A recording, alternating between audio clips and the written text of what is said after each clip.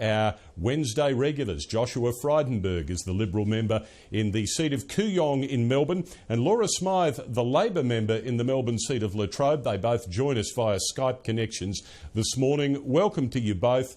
To start with you, Laura, if we can, what does it say that Labor is borrowing the expertise that helped Barack Obama win back the presidency? I don't think fundamentally that, the Labor Party's been around for over 100 years. We're certainly very familiar with campaigning strongly across a range of elections and a range of issues, but I don't think that there's any harm in seeking the input of other people. And certainly I'd expect that other political parties in Australia wouldn't be averse to that either. Josh Frydenberg, if this was designed to make you and your colleagues nervous, has it worked? Certainly not. What is it with the Labor Party, Tim? They just don't like homegrown talent. First you had Julia Gillard, reach out to John McTiernan to bring him in on a 4-5-7 for Scottish Svengali. Didn't work for her. And now we've got, trying to import President Obama's key people. Well, it's not going to work for Kevin Rudd either. This, again, is Kevin Rudd just in continuous campaign mode. It doesn't matter if he's taking selfies, photos that he's putting up there and tweeting, but he's just not governing. He hasn't called the election, yet we're in a continuous campaign mode, Tim. So, this is a bit more of a campaign tactic from Kevin Rudd. It's not going to work for him, just as it didn't work for Julia Gillard. But if the Liberals can export Linton Crosby, why should they mind a few imports? Well, there's a difference between an export and an import, isn't it? The fact is Linton Crosby's talents are in demand and he's homegrown. And he's been a fantastic asset to the Liberal Party here. But, I don't know what it is about Kevin Rudd. He's always looking for that little edge from Barack Obama or somewhere else.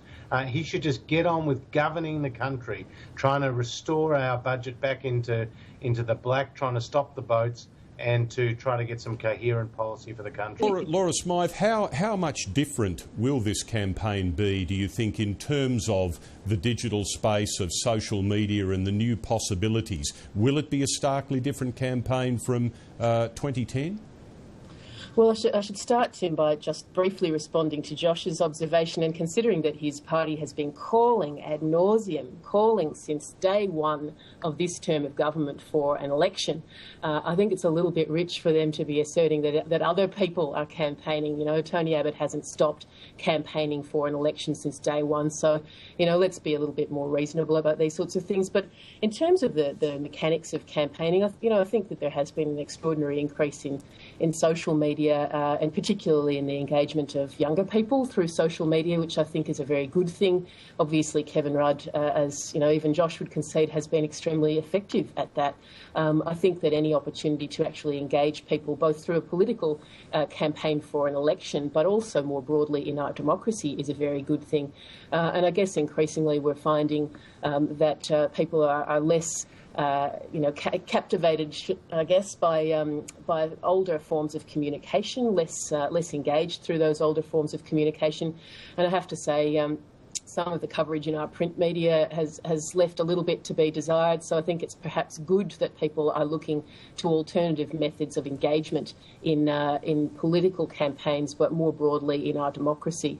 Joshua Frydenberg, was it wise for Scott Morrison to hitch a ride to Nauru to make his Nauru announcement with a company that has such a clear economic interest in the Nauru venture, if a coalition goes ahead with it, Toll Holdings, and to take with him a couple of journalists to present widespread coverage of the story? Well, as it's been said, it was privately funded and all the declarations have been adhered to. What's wrong with that, Tim? Tony Burke should be very careful about who he's throwing stones at here, because he has made a couple of trips up to Eddie Obeid's Perisher ski house and he never declared them. So at least Scott Morrison is open with the public. You know who's funding him and you know what it's for. But with Tony Burke, he's burying his head in the sand here and trying to avoid scrutiny. So as long as it's all declared, then people can make their own judgment. So I'm very comfortable with it. It wasn't declared in at least one of the tabloids. I don't think that the connection of Toll was there. So some of the readers got it, some didn't. Well, I mean, declaring to the tabloids, since when is that the obligation of the politician? A politician has to declare through the parliamentary processes, and that's entirely appropriate. Laura Smythe, was it the right way to go, do you think, or was it reasonable for the Liberal Party to present its Nauru credentials and plan in this way? Well, I think, Josh has suggested that it was a case of declaring a possible conflict of interest there. But from my viewing of the footage and the comments that were made on this, it took rather a lot more coaxing to actually arrive at the conclusion that the trip had been funded by toll. So I think it's just, I guess, a question of judgment in relation to Scott Morrison. He may certainly put on the public register of interests of politicians the fact that the trip was paid for by that party, but I guess it's a question of judgment whenever you are seeking to announce what is supposedly your major policy, and there would seem to be a link with an organisation that may stand to benefit from it in the future.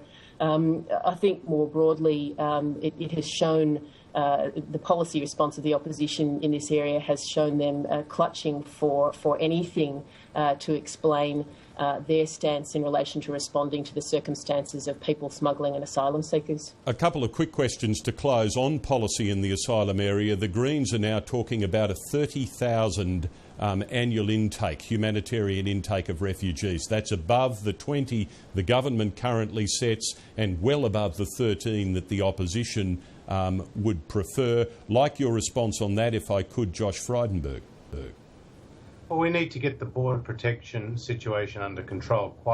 Right now, it's unsustainable what's happening. Nearly 50,000 people coming in an unauthorised manner by boat. The system is cracking. We've seen, riots in Nauru, riots on domestically, and in the first week of the PNG solution, so-called, we've seen 1,200 people come, even though PNG's just got a capacity of 300. So we're not about to lift that intake as the Greens are proposing. But I'll make one important point here.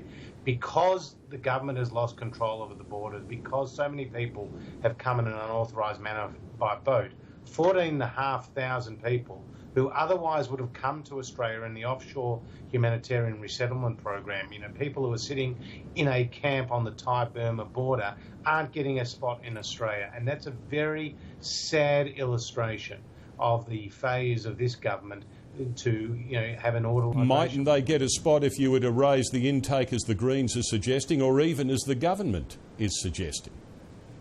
But the priority here is to get the border protection issue, Tim, under control. That's the priority. I mean, that's what people are looking to the government to do.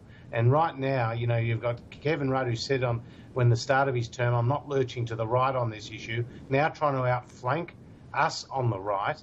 And throwing out all these principles. He reminds me of Groucho Marx. Here are my principles, and if you don't like them, I've got some others. I mean, that's what Kevin Rudd's like on this. OK, Laura Smythe, now the Greens have a more generous humanitarian intake than you do, at least suggested in policy forms. Have they got a point? Well, we're amongst the top. We're in the top 3 nations in the world for resettlement currently, and under this government, we've increased the intake to 20,000 places a year. That's the largest increase in 30 years.